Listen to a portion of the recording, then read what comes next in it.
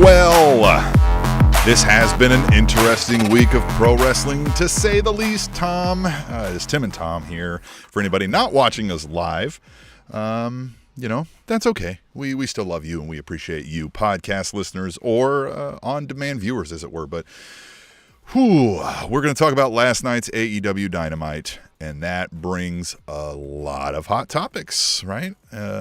Tom, I mean, we've got some other stuff to get to, right? But other stuff to get to. The Royals just swept their last home stand against the Houston Astros. I tell you what, get on the bandwagon now, you cocksuckers, because we're going straight to the moon. The Royals are frisky. We might not win it all, but you know what? We're going to be more entertaining than the fucking Red Sox. So get on board, assholes, because we're going to the moon. That's my hot take. That's the only thing we're talking about, right? Yeah, Royals. I think the Royals are the only interesting thing that happened on television, right? Bobby Witt Jr. had 2 home runs today. Yesterday, Vinny Pasquantino had 5 RBIs. Come on. Not that the Royals would actually play on television in the local area, this week. But guess what? I could watch it, but for whatever reason, it was only in Spanish. Baseball, that's one thing I wish they would get figured out. This idea that they try to gatekeep the games away from casual viewers is weird. Rob Manfred. That's really weird. That's really weird. You think, for all these, let's get into the wrestling talk, but I'll tie it back into this and then we'll move on. For anyone who thinks that Tony Khan doesn't know how to do shit, go look at Rob Manfred. He's fucking objectively worse in all categories, and he runs baseball. You can't fuck up baseball, you think. Similar topic. We are the All Elite Wrap-Up. Tim and Tom here. Look, if you're just now tuning into us because AEW might be a hot topic, we are the All Elite Wrap-Up because Tom and I particularly only really like watching All Elite Wrestling as a regular thing week over week. It's all really we have time for. It's what we like the most. So we spend our time watching that. We like to talk about it here. We like to basically wrap up All Elite for the week and talk to fans that also like it. We were never really particularly interested in outright hating WWE, but if you ask us about it, we'll tell you what we think sucks about it, right? And we will get into some of that tonight based on how these conversations are going to unfold. But I'm interested in thinking kind of similar to what we were talking about with baseball and gatekeeping people away, like the casual fan. WWE is moving to Netflix, right? They're taking that whole thing off regular TV. Mm-hmm. I'm interested to see how that goes. Are people, because you know what I mean? That's going to be interesting. I mean, look, they obviously have been successful forever, so I'm not going to tout that they're making any kind of dumb moves, right? But it'll be interesting to see how that works out, right? What also is interesting, we've got folks in the chat. We've got Jeffrey Sill says, "What up, boys?" I'm just going to say hi and Dynamite. The matches were good. Theo P75 says, "Tony Khan is doing a decent job running AEW. Get off him." We love you in the chat. If you're watching us live, we typically go live each week Thursday nights right here on the YouTube. Check us out at allelitewrapup.com for more details, right? All of our links, all of the things are there. It is a free subscription there at allelitewrapup.com. But one thing that we love to do also is give the floor to you, the fans, right? Tom, unless you had anything that you needed to No, let's do it. No, we got a lot to talk about, so let's do it. Do it. You can contact us in a myriad of ways. We have an email called aewrapup@gmail.com. We love you to send an email. Type it out. Record yourself on a phone talking to us, a video or audio. Send it to us, and we'll play it here and discuss what you are wanting to talk about. It does not have to be AEW. Just a reminder, we don't follow anything else regularly, right? So we may not know the most, but if you have interesting questions, we'd love to talk about it and play it. We are decades-long viewers of WWE, so we do have some historical knowledge. Now, we've got a great call. Our senior European correspondent, Ash Hendricks, has sent in a call, and we're going to play it right now. What's up, gentlemen? It's me. We got a lot of stuff to get into. I'm probably going to send 2 clips, but, I wanted to get this first one in because I meant to send this days ago, but I haven't. But yeah, first things first, Tim, I think you said your daughter had a birthday last week, so happy birthday to her. I didn't get the chance to say that, so I hope, she had a great day, and I hope you all had a great day as a family and all this nonsense. Anyway, okay, all the nice shit out of the way, let's get into it. Oh, wait, T-Mac, 300 is this weekend. I have Jamal Hill, I have Wei Lee, I've got Max. Well, no, I've got Justin Gaethje, but I'm hoping for Max. I've got Charles. I've got Bo Nickel. I've got Jiri Prohaska. I've got Aljamain. I've got Kayla Harrison, if she can make the weight and the fight still goes on. I've got Diego Lopez. I've got Cody Garbrandt. Actually, I don't know about that one. His chin's still sus. I'm thinking Cody might do it, but we'll see. I've got Bobby Green, I've got Jessica Andrade, and I've got Moicano. That is my official predictions for UFC 300. We'll see if I'm right, which I'm usually not, so that's fine. But let's get into it then, yeah. So we'll go with WrestleMania. We're gonna start with WrestleMania first, yeah. I think sometimes as wrestling fans, we need to like turn off the brain and just enjoy what's put in front of us, no matter how stupid the stuff can be, right? And I know coming from me, who like the guy that likes to complain. I feel like I complain on this show all the time, but yeah, coming from me, that sounds hypocritical. But I try and do that when I can, and I try and do that for every WrestleMania. And I say that to say this, that I did enjoy it, but when I was watching some stuff back, I was like, okay, I didn't enjoy this as much as I thought I would. You know what I mean? I think the talks of it saying being the greatest WrestleMania of all time is complete bullshit. You know what I mean? As someone who yearly watches WrestleMania 17, 19, and then maybe every couple years we'll watch WrestleMania 31 over again. I don't think WrestleMania 40 is anywhere near close to any of those. But I can understand the relevance in terms of crowd attendance, and then, you know, Vince potentially being fucking gone for good, although, you know, we'll fucking see about that, won't we? And yeah, I can see the why people would say it's the best WrestleMania, but it's not. If it's based on in-ring work, it's not. I felt like the ladder match was probably the worst ladder match of all time. That's a shame. That's my favorite gimmick match. I usually enjoy watching ladder matches, but I thought that was kind of poor. You know, when your comedy guy is getting the biggest pop of the match for doing a hot tag, you know you're doing something. You know you fucked up there. You know what I mean? I felt like the Usos match was very, very disappointing, considering all of the build, and considering they've said in the past that this was their dream match for them. I feel like they really dropped the fucking ball there. I loved the main event. Like, it was wacky, it was overbooked, it was nonsense, but I loved every second of it. I can't complain, I can't lie. I'm happy that Cody won the belt and Roman's reign is done. Like, I'm not a Cody fan or anything like that. I still think he's a huge nerd, but, you know what I mean, it was a good moment for him, you know what I mean. Roman had to drop the belt at some point. I was getting a little bit bored of that run, so that was pretty cool.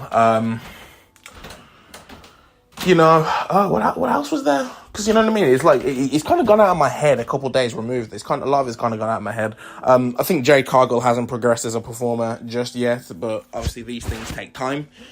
But, you know, sooner rather than later at this point, you know what I mean? Come on, man, you gotta start doing your end of the bargain there, Jade, darling. What else was there, bro? Fucking the cash-in. Yeah, Drew McIntyre and Seth was really good. Seth is going to take some time away. That sucks now. That was cool. The cash-in, whatever. That's okay, fine. I'm not a big Damian Priest guy, but, you know, he had that fucking briefcase for forever, so he needs to get rid of that, you know what I mean? And I guess it works for Drew's character now, because now he's just an angrier, Scottisher version of himself, so that's cool. But that's all the stuff that stuck out from my head. I do think people saying that it's the greatest WrestleMania of all time have definitely gassed it. But yeah, the people that I know that went did have a good time, and it was certainly respectable, and it's got people talking, so that's cool. Yeah. But yeah, a bit overrated, I think. But we'll see what's going on then. We'll see what's going on moving forward. I feel like if they're really serious about this new era, that they need to start really like killing it on their weekly shows, because Raw was just as mid as it always has been. Okay, right. I'm on 5 minutes on this clip now. All right, I'm gonna end this one here. I have to go to work like right now. I'm literally running late. So yeah, I'm gonna come back home, watch AEW, and then we're gonna talk about whatever the fuck this footage is, and then we'll go from there. All right, see you later, boys. We did not get the clip in time for a second clip, so maybe we'll talk to Ash next week about whatever the fuck this footage was, as he so eloquently put it. And WrestleMania, look, I Well, let will me say go this, first. right? Let Yeah. me go first because this will get it out of the way. Because we always Okay. like to do UFC quick picks. So I'll just tell you Oh real yeah, quick. yeah. I forgot he did some Yeah. UFC stuff. Yeah. Right. I Yeah. got Cody No Love, Jim Miller, Jessica Andrade, Mocano, Diego Lopez, Kayla Harrison, Aljamain Sterling, Yuri. And then I've got Bo Nickel, of course, Chucky Olives. Then I got Max Holloway as the upset, Wei Lee. And then I got Alex Pereira in the main event. So that's my UFC 300 bullshit. Now 300, let's huh? talk about WrestleMania. Old So, Mania. Mm-hmm. Tim, what did you think about WrestleMania? So I didn't watch any WrestleMania, and I know in this day and age, people, we said this last week, they want to treat me like I'm making a statement by saying that, but I'm not. I just don't particularly like WWE for a myriad of reasons, which we don't need to talk about here, I guess, on the All Elite Wrap-Up. But I did follow along. Like, I saw results, obviously, right? Social media, as we said, like, you're not going to not see it, right? So I saw what was happening as it was happening, and I just thought, yeah, okay, right?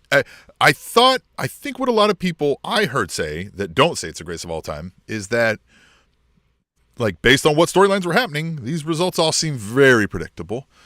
And then everybody seemed to talk about the great main event, which I thought was just a series of run-ins that didn't really do anything. They were a bunch of run-ins to stare at each other by and large, right? So I don't know, man. Again, it's not my bag. It's not my flavor of ice cream, and we're going to talk a lot more about that today. But I didn't watch it, and I kind of didn't like it, and I certainly didn't think by what I saw from the clips that I would have categorized it as a top, or as the best of all time. I'm also not that kind of dude, right? But, I wouldn't even put it in one of those tiers. But also, I think some of that takes time, right? You can't necessarily say it the day after. Yeah. Yeah. So what did you think? I know you watched some of it, yeah? I gave in, right? Curiosity killed the cat, as they say. And so I watched because I'm addicted to pro wrestling and I felt like I wasn't a part of the conversation. So I wanted to see what the whole spectacle was. So my initial thought was, this is the most corporate thing I've ever seen in my life. There were Slim Jim commercials. You had someone, I can't even remember now. I think it was maybe LA Knight celebrating a victory and like this hard fought victory. And it was next to a dude wipes, which, by the way, if you don't know what dude wipes are, it's just a fucking towel to put on your nutsack. Fucking cool. Mm-hmm. And so that kind of felt cheapened by the moment. That Prime bottle, look, WCW Nitro has had advertisements, AEW has had advertisements, but they put it away from the middle of the ring. When Cody goes to kiss the fucking mat, he's kissing Prime. Like, it looks stupid.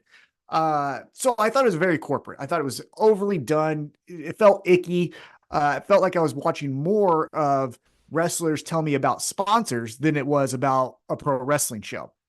With that being said, It's it also kind of felt like it followed a format both nights. You had opening match, fun. Then you had fun little nonsense match like the Philly street fight. And then, like Ash said, the ladder match, right? Just fill time, get some fun ha-has, and let's get in and get out.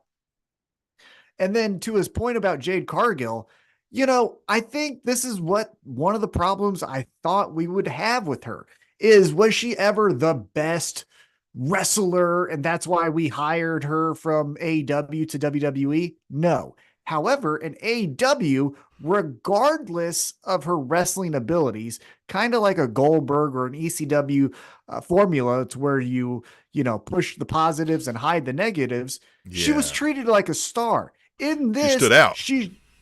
In this, she's just standing with others. And if you don't have the wrestling ability, well, then who the fuck cares, right?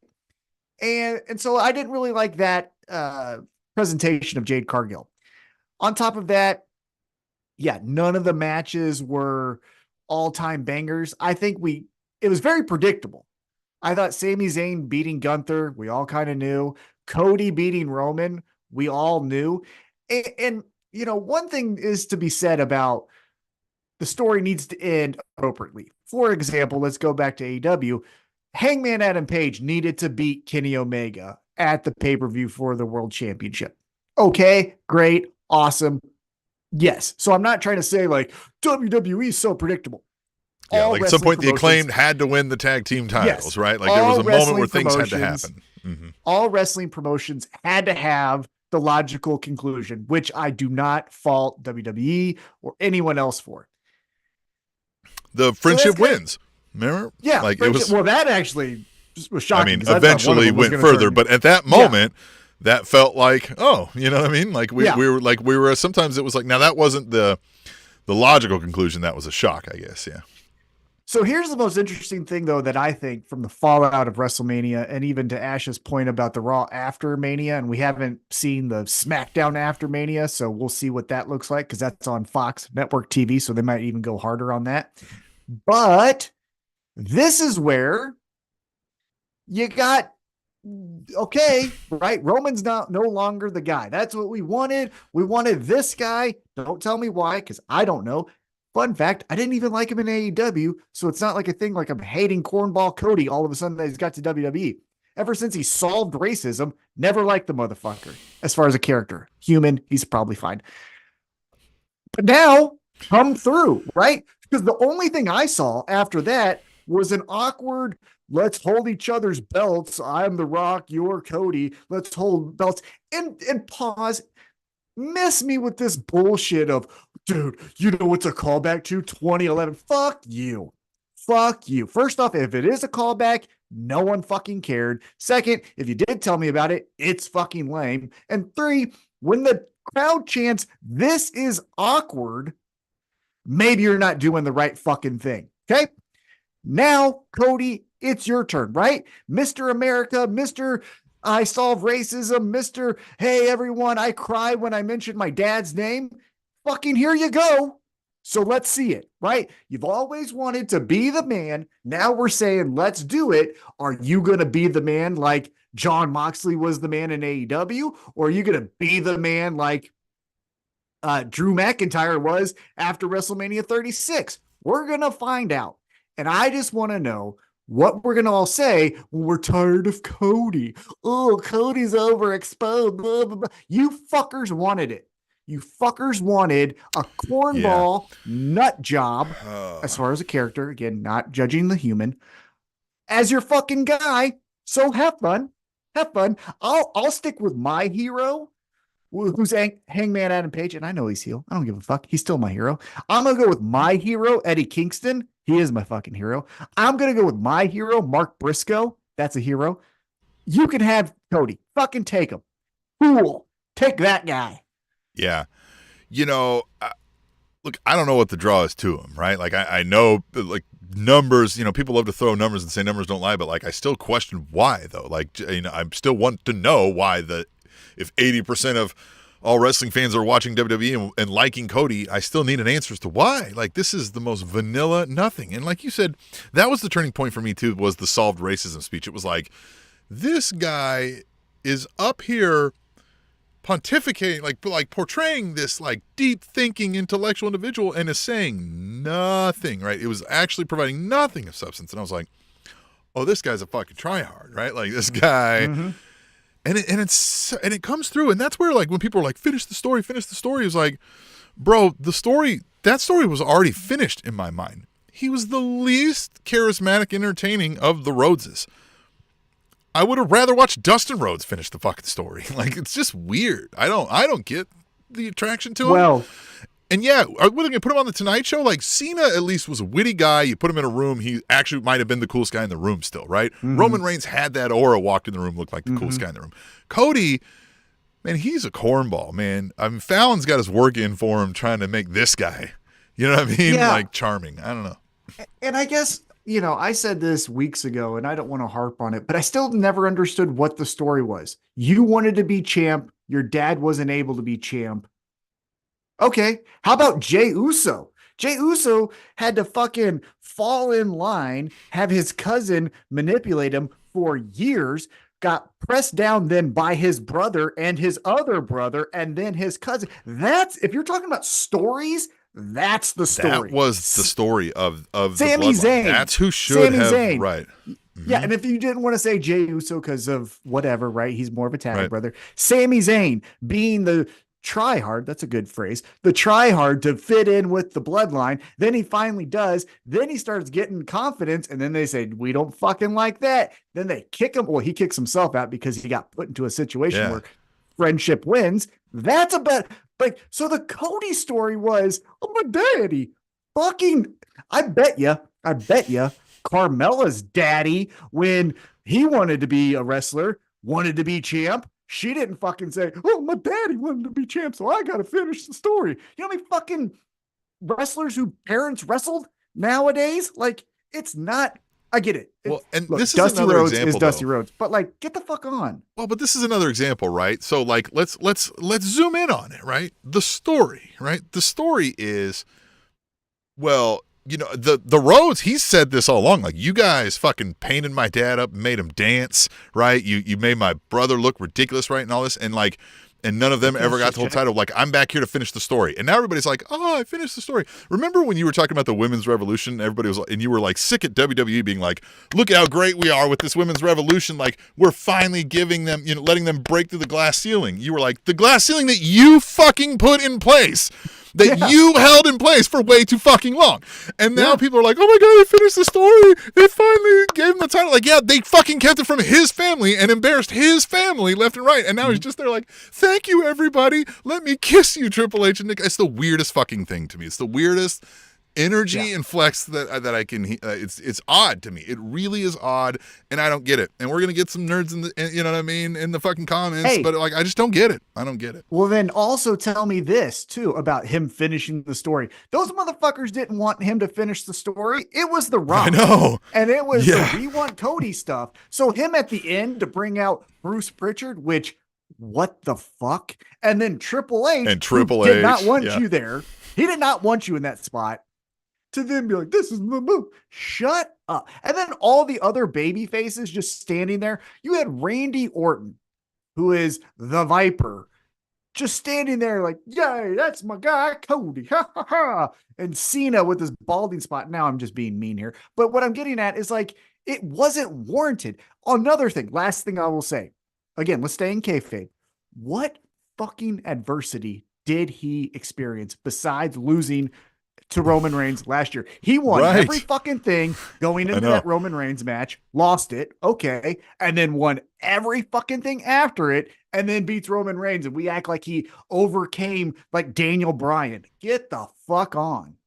But I also want to know, like, okay, I like, whatever happened with the, you know, the Rock and it's the Undertaker, right? And like, maybe that was supposed to be Stone Cold, and maybe he couldn't do it, maybe they didn't want it, maybe they were like, oh, it's, but that, even if the call was like, let's put the Undertaker in there, that felt like that was a last minute decision because the dude was hanging out in his fucking like civilian clothes hoodie, right? Like, if that was planned as part of the magical storyline, they would have done the entire get up. You know what I mean? So again, like, it screamed to me, no, this was pieced together at an ill-timed, you know, decision to just, and add that. And so to me, I'm done with it.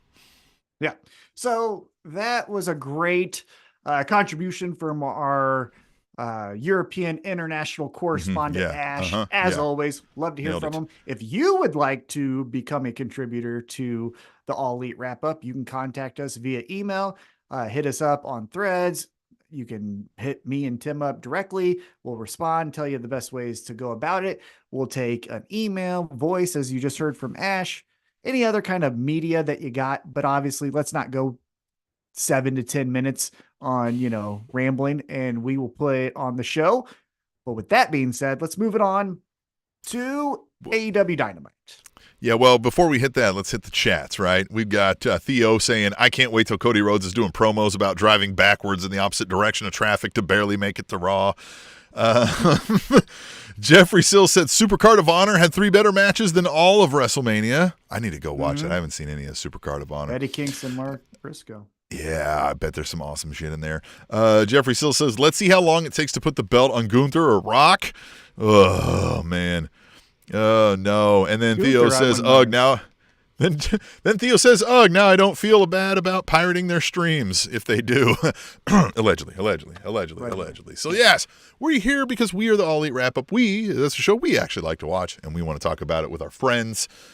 So here we are. Tom, what did we get into? Anything interesting happen on AEW?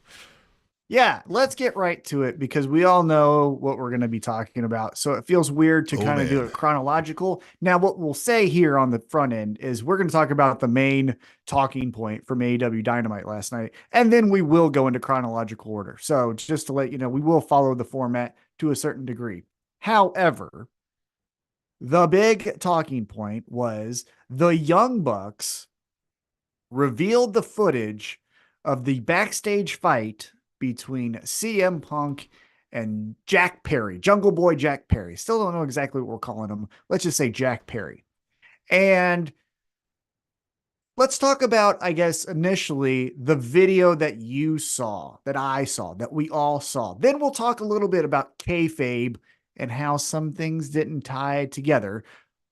But let's just talk about the video itself. Tim, what are your initial thoughts on the backstage video fight between Punk and Jack Perry? I didn't think we were actually getting this, right? I thought the wording was carefully worded to like lean into the Young Bucks trolling us and showing some other backstage footage. So interesting that we got it. I'll say that. I'll say it confirmed what I already assumed, and it showed to me that Punk doesn't regulate his emotions well.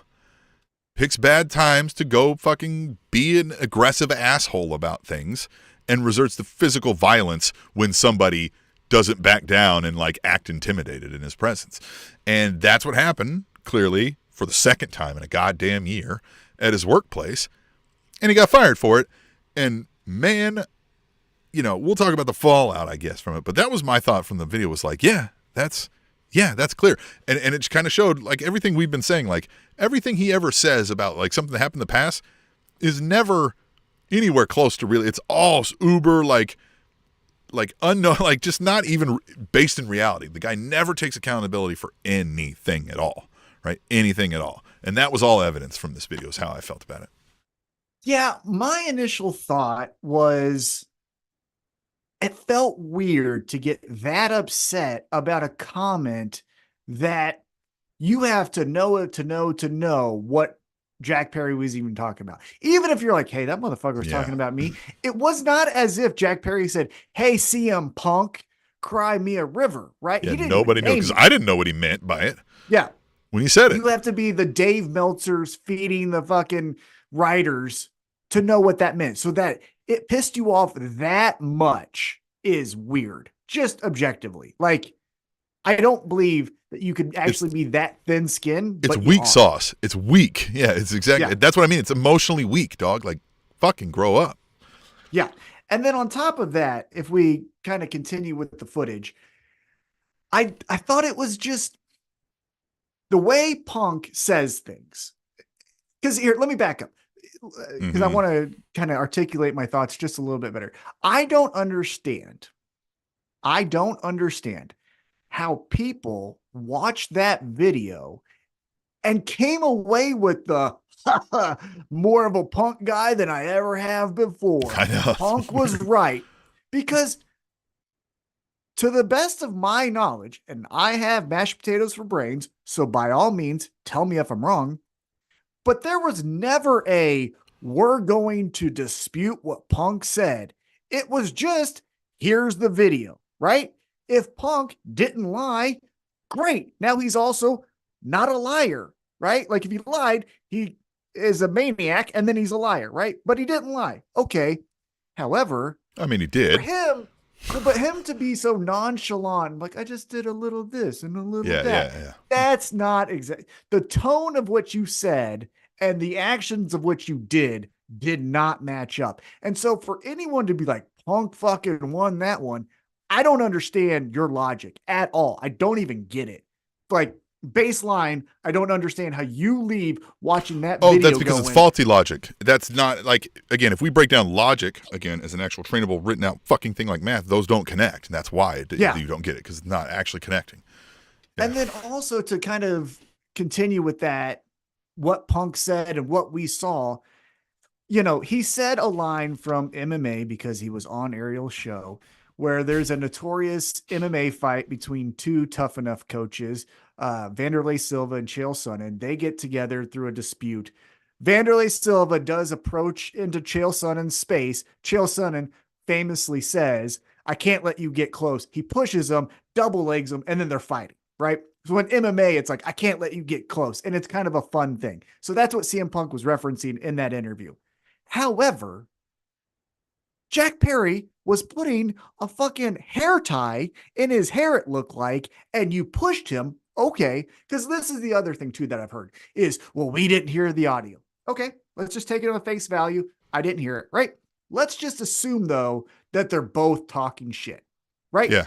Right. Or even better, let's assume that Jack Perry is the one that's like, you fucking pussy, you can't do shit, Which body language does not suggest is the case, but that's okay. Didn't say that at all, but let's just take your fucking term of events, right?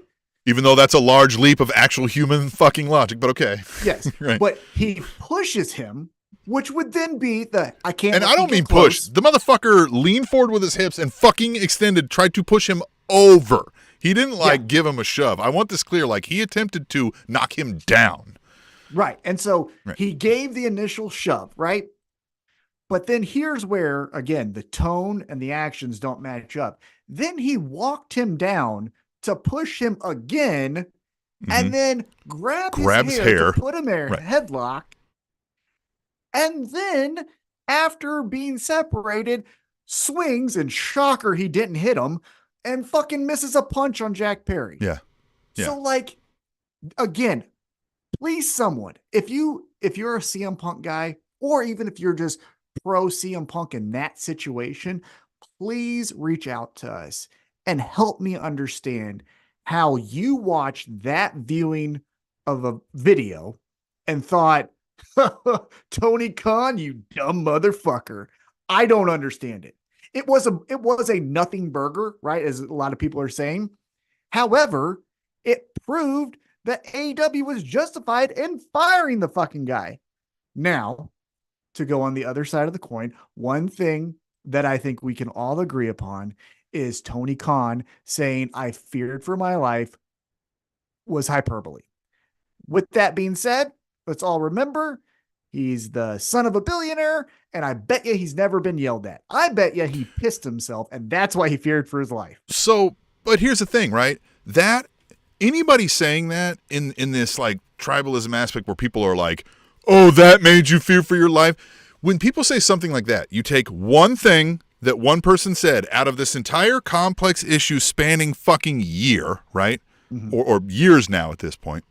You take that one phrase that was said in context when somebody was replaying an emotional aspect that happened, and you then use that to say, so therefore everything they say and everything they do is discredited, is abuser behavior. That's you. That's you doing that, dog. Anybody that said that ever, that's been like, oh, that just shows you're a bitch move and this company's dead. That's you. You're an abuser. You probably fucking do that. You probably gaslight your fucking loved ones in arguments. You're probably a bad fucking person.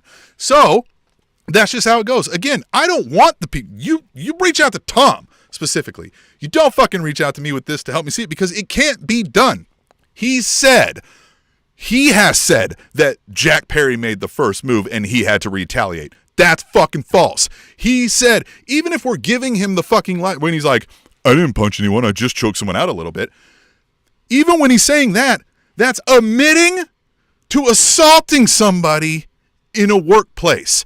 And no, I don't give a shit that they're pro wrestlers because there's rules around that simulated assault, you fucking morons. Like Jesus fucking Christ. Jesus Christ. What in the fuck is wrong with people in the goddamn head to sit here and say that? Like, so many things can be true at the same time. Yes, it could be run by a bunch of idiots. It's a 4-year-old fucking company led by a fucking trust fund, baby, you morons. Of course, it's probably run off the rails a little bit. CM Punk knew what he was getting into. He wanted to go there to help them. What he got upset about was when he got there, his idea of helping them was going, you're an idiot. Stop using glass. These morons over here, I work with fucking children. I know a lot of you have had somebody you work with who is right, but they're loud and fucking annoying about it, and they get fucking fired and nothing changes, right? That's what fucking CM Punk does every fucking time he gets a job at a wrestling company. Yeah, and I will say one other thing, too, to kind of talk a little bit about thinking outside the bubble, because here's a fun exercise that I would challenge any wrestling fan to do. Show that to a non-wrestling fan, and then Yes. stop the video and then say, what do you think the outcome was? Right? Because the thing that I've heard from tough guys is that, well, Eddie Guerrero and Kurt Angle or Big Show and Great Khali. Here's the thing. Just because the standard was set by a Vince McMahon led company does not mean that's the industry standard Right. for an entire fucking business. That doesn't mean Vince we McMahon is adopt also an unhinged lunatic. Yeah. So we don't have to adopt his policies to another person's company. So that's the other thing too, where you're like, well, it's wrestling. The fuck it is. It's all He's also the made guy up. that liked to pay people to shit on other human beings against their goddamn will, allegedly. Yeah. And even if you're like, well, football players, and they're fine too. They get fined. Sometimes they get cut. They get so fired. Like, stop acting. Yeah. So stop acting like, well, it's physical. And so that's what happens. No. Right. Right. I will not. I shouldn't say I will not. I'm being dead serious. I plea anyone that can hear my voice, whether podcast, YouTube, Tim, if you clip this and post it on Threads or our social media accounts, I plea with you. And I won't attack you. I will listen to you. I will hear you. I want to understand the perspective of what you think made AEW look so stupid in that situation. Here's the last thing I will say about the Wait, I've heard plenty of people try to offer that. They just say the professionalism and you shouldn't have to pop a rating and all that shit. I want to literally hear like the tone of voice. You know what I mean? Like I want to understand, right? But the other thing that I was going to say with that, let's set up a conversation. If it's good enough, we'll air it here, right? We can do it off air, and if you agree as well, then we'll play it here, right? And that's our offer to somebody.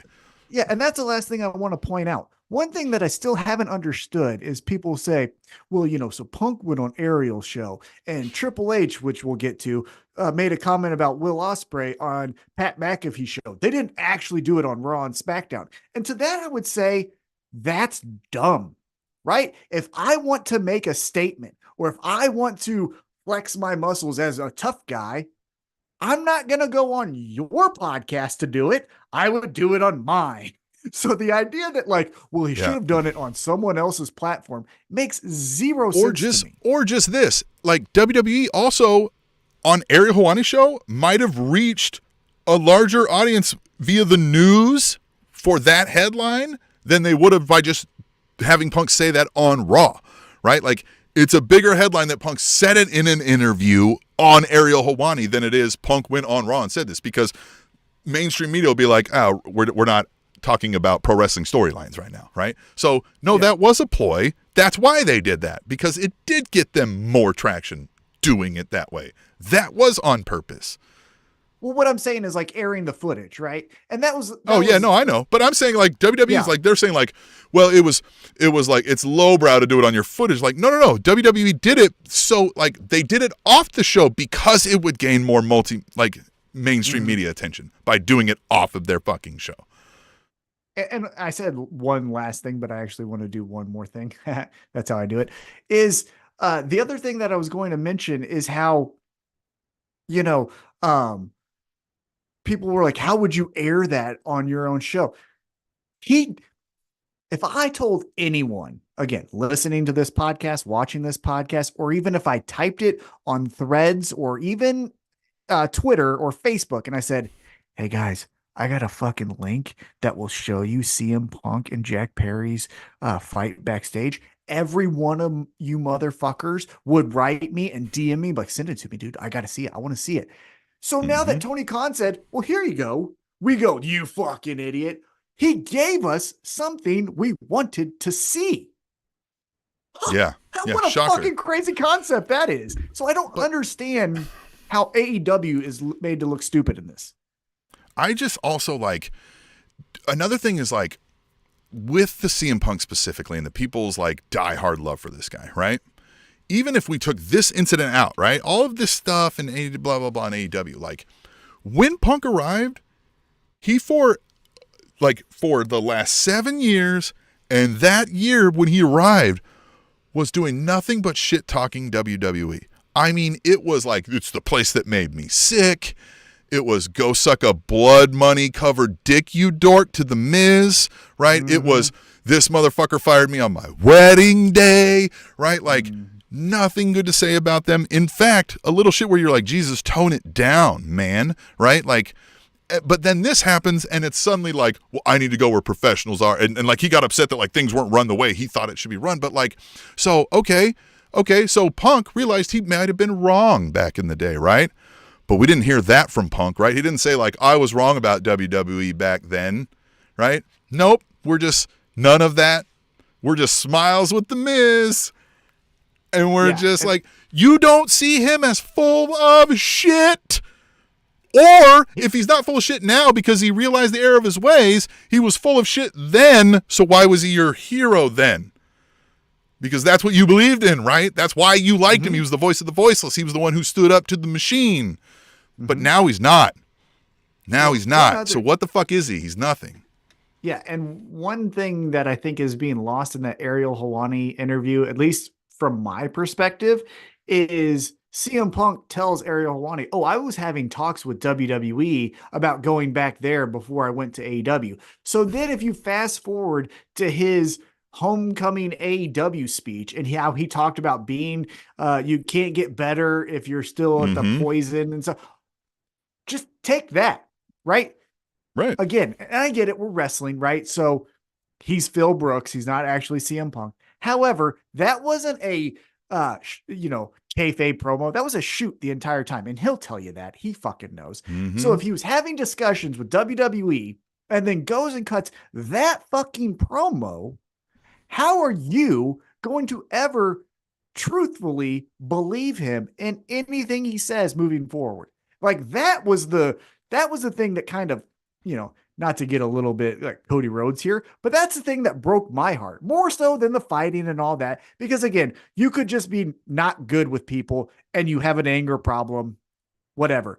But that you said, oh, I was having talks with WWE, but then when they said no, or I said no, and we didn't come to terms, then I'm going to do on my first promo, a 20-minute fuck that WWE place.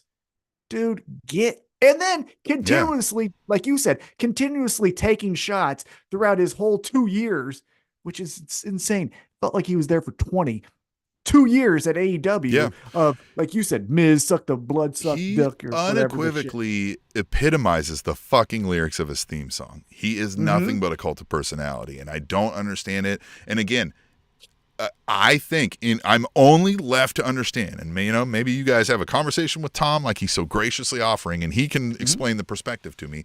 But no, I don't understand. I think if you see how he doesn't take accountability for anything ever, even though you can see, well, wait a minute, you said this, but now you're saying this, and then we saw this, but like never taking accountability, and see in the workplace and being like, yeah, that person was being annoying. And if Tony Khan would have just handled it, he wouldn't have to shove people. Like, I'm left to think that's how you want to be. You want to be the type of person that goes around talking people down, talking shit on them, shoving them around, and making them scared of you. And I personally think you're a fuckhole. I think you are the fucking problem. So I guess have at it. Let him be your fucking hero. Well, and with pro wrestling, let's all be honest.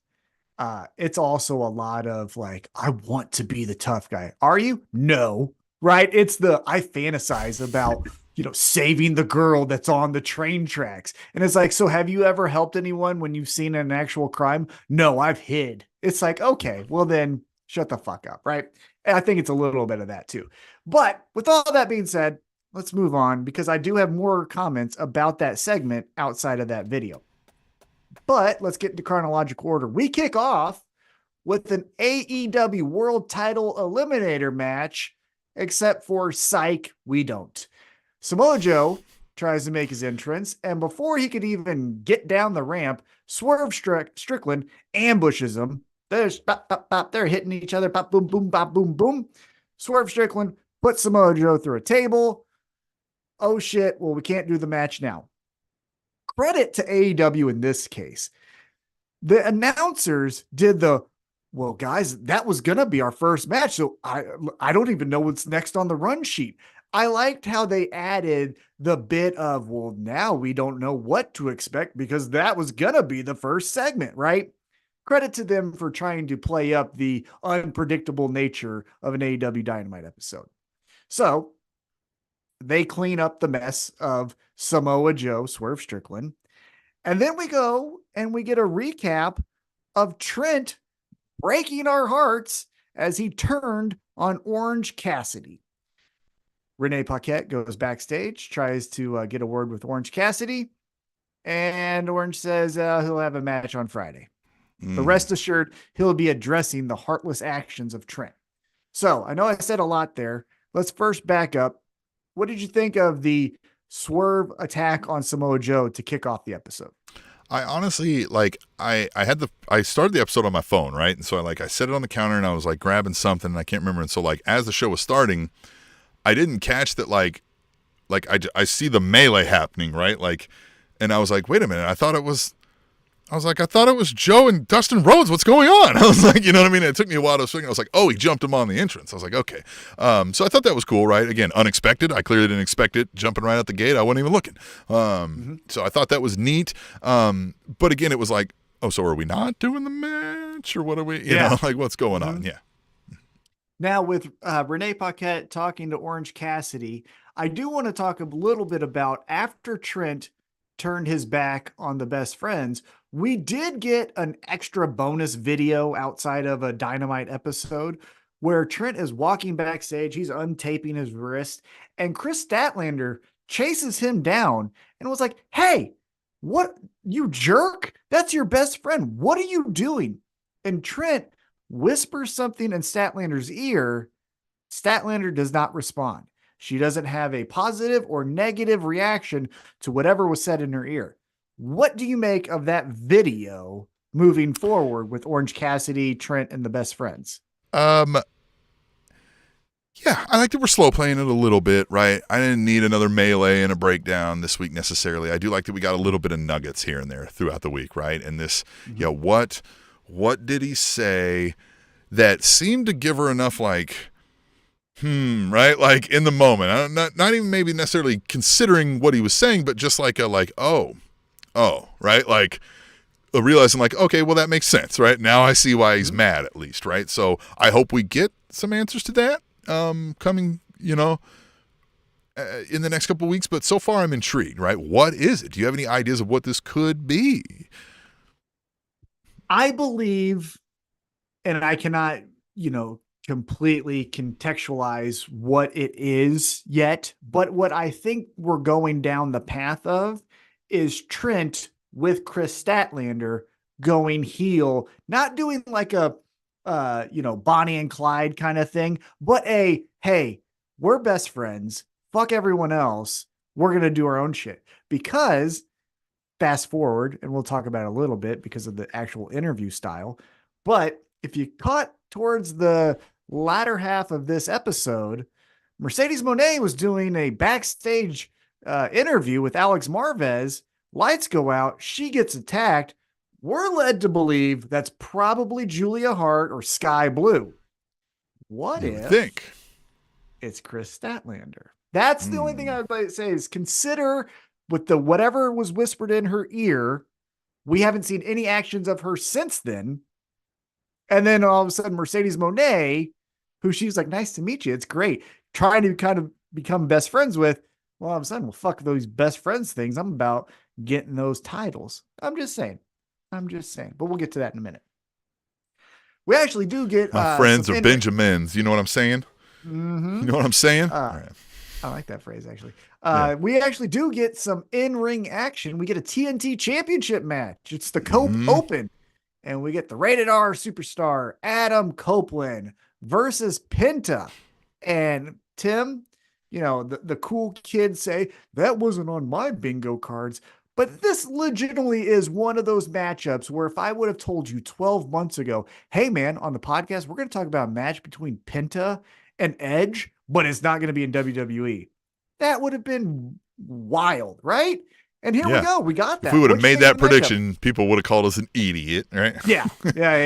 I thought it was cool, man. And this is what I was saying, having AEW is that number 2 promotion, right? So I feel like the type of characters that you're going to get are these sort of guys that either WWE doesn't want or they don't want to do that schedule or whatever, right? So you're going to get some folks from around the world. You're going to get your Will Ospreays, maybe your Pentas, right? Those sorts of things.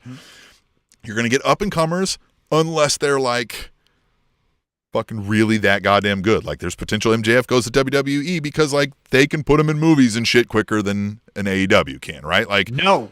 I don't want it, but like so sometimes it's kind of one of those things. It's like consider them a UFL versus NFL, right? Like you're going to have some good young upstarts, but if they're good enough to go, well, they might just go, right, and go make the real dough, right? Now, the dough's a little different these days, right? The money's a little different, so that helps AEW's.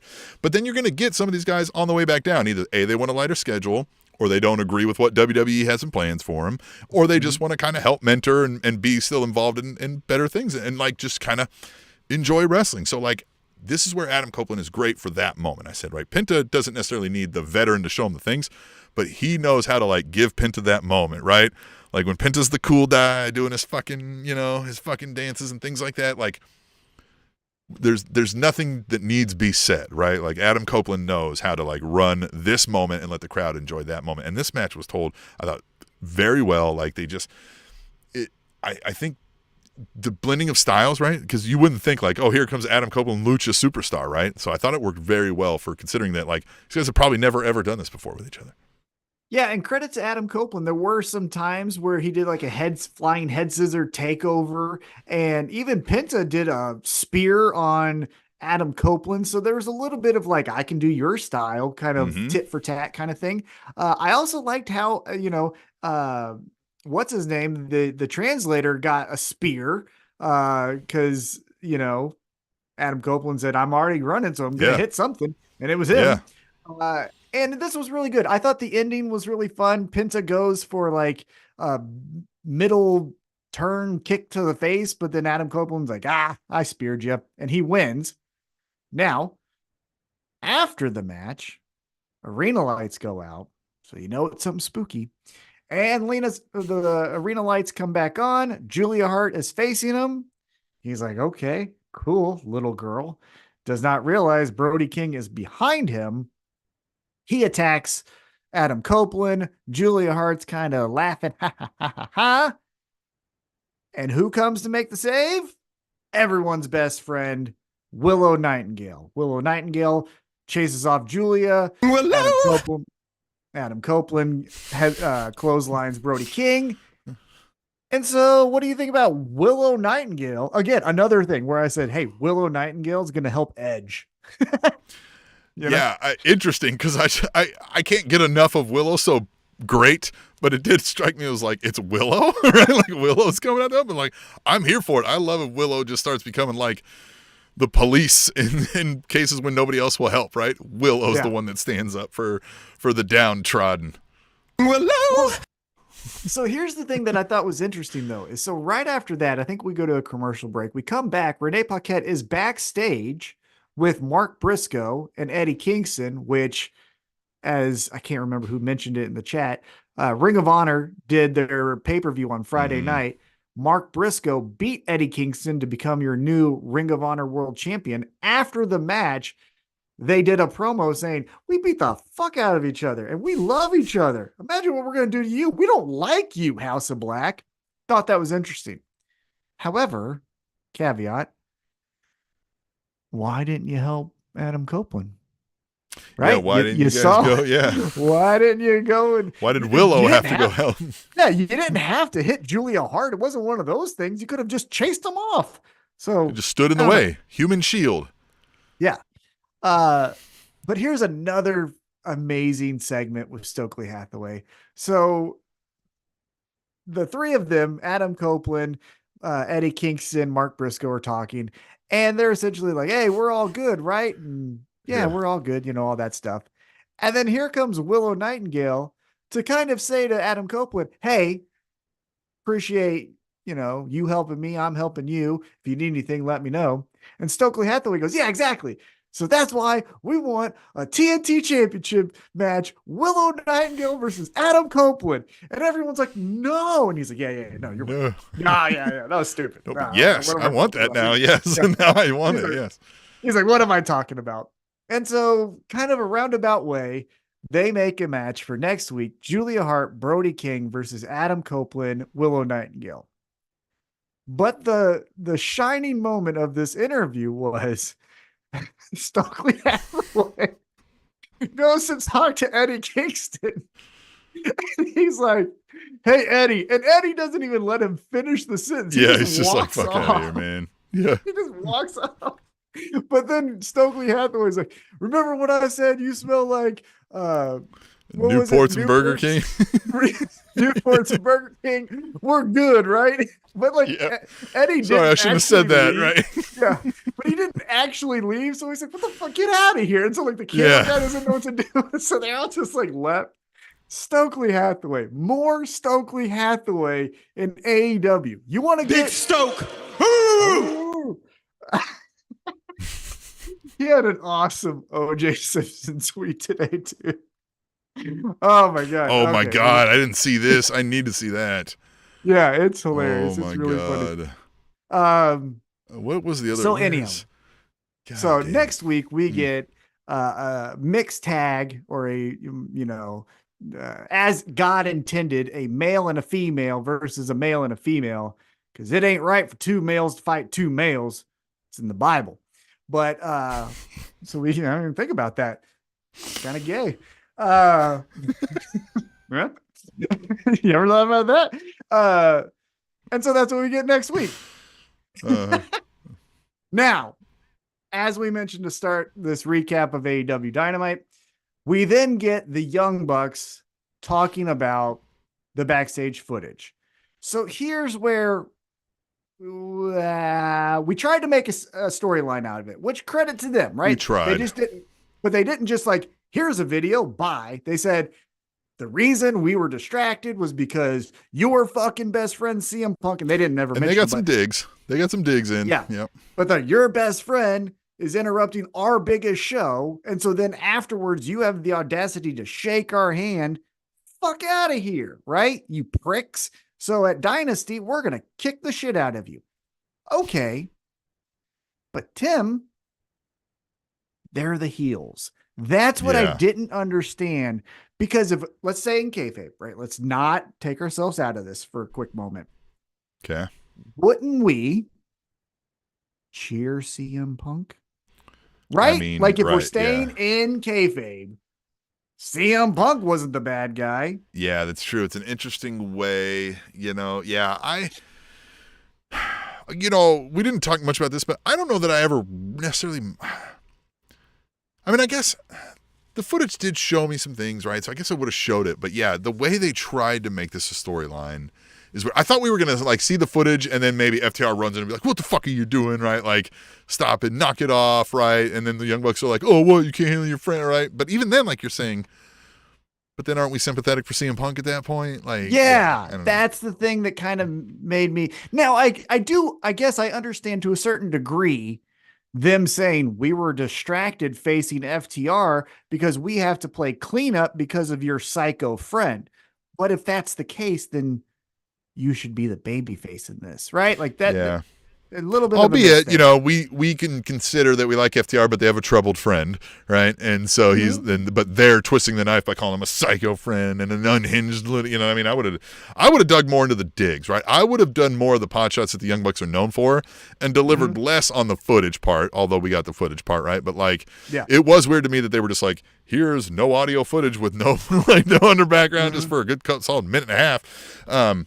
Yeah, I would have done a lot more of the digs, a lot more things. I almost would have made it seem like they were trying to troll us and only showing some FTR footage. FTR stops them, and then as FTR and them are fighting, the footage rolls on and we see the actual footage, right? Like maybe something like that, but yeah, I don't know. I know they tried here, and I know they wanted to make it seem like not necessarily that they're like they want to make it seem like, oh, the only reason we're doing this is a storyline. I know they just tried to make it all, fit together, and I don't know. I think they got a C for that effort. Yeah. And credit to FTR. I really thought they were the MVPs of this segment, because as soon as they, play the footage, Matthew and Nicholas, they say, be ready at Dynasty, because now that distraction's not even in this company. We're going to kick your ass.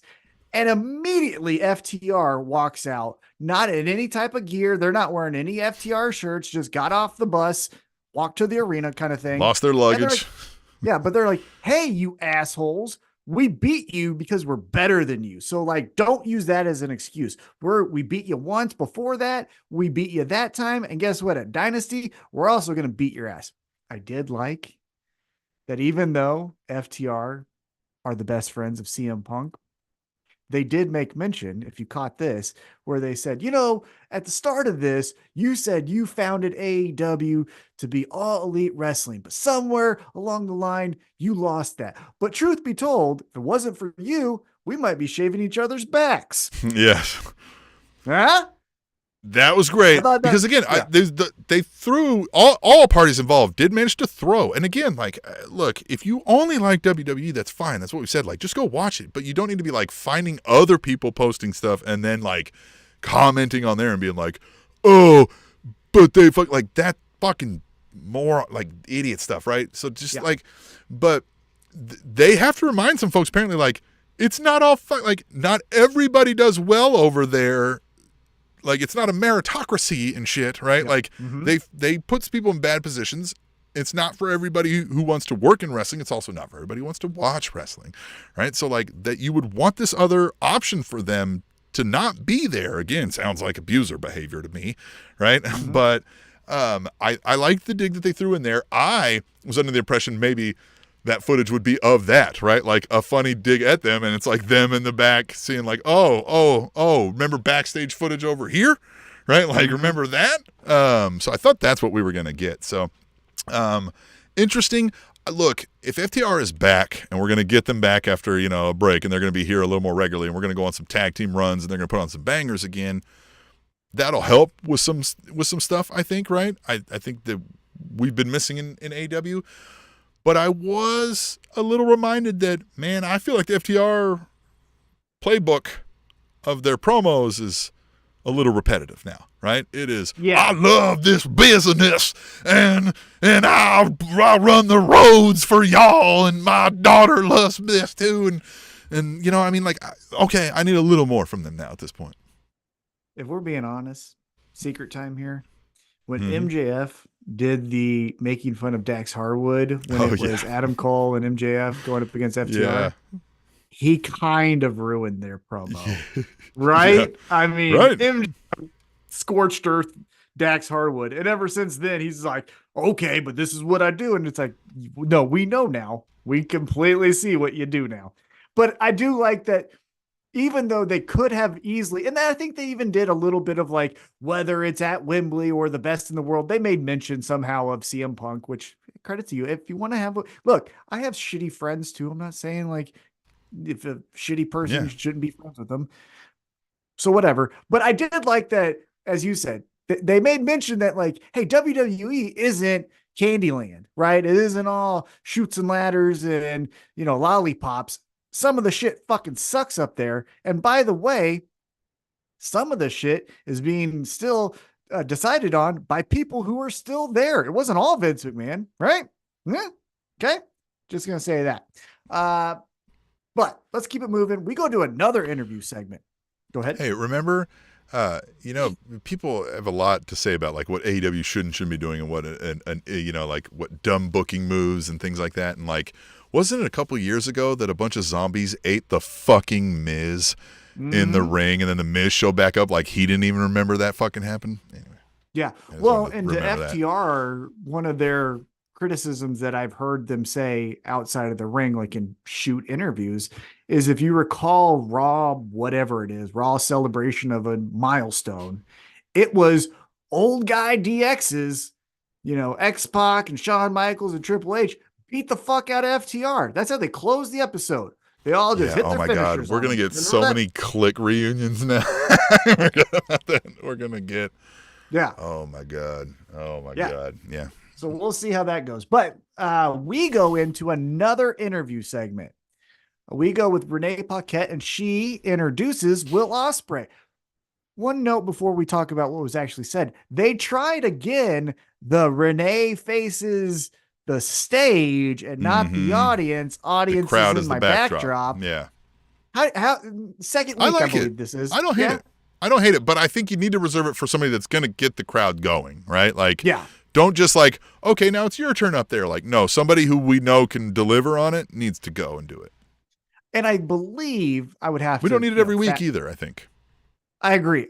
And I also would say, I would have to fact check, so this may not be completely accurate, but I think that everyone who has done that promo has then turned to the crowd, right? So it's not as if I go to the show and I get the third row seats next to the ramp, I'm not going to see Mercedes Monet's face, right? Like everyone, I believe, has turned to the crowd and be like, yeah, motherfuckers. And then the crowd goes crazy. So my dick. Yeah, so they have added that a little bit, which I think is great.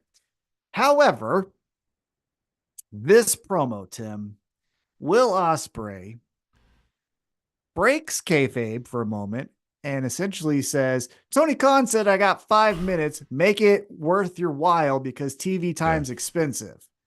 And then just essentially says, Triple H, you suck. Bryan Danielson, I'm still going to beat you, and I'm the best in the world. We could obviously dig a little bit deeper into what he said, but what did you think of the overall sentiment of this on-stage promo? I liked a lot of what Will Ospreay said.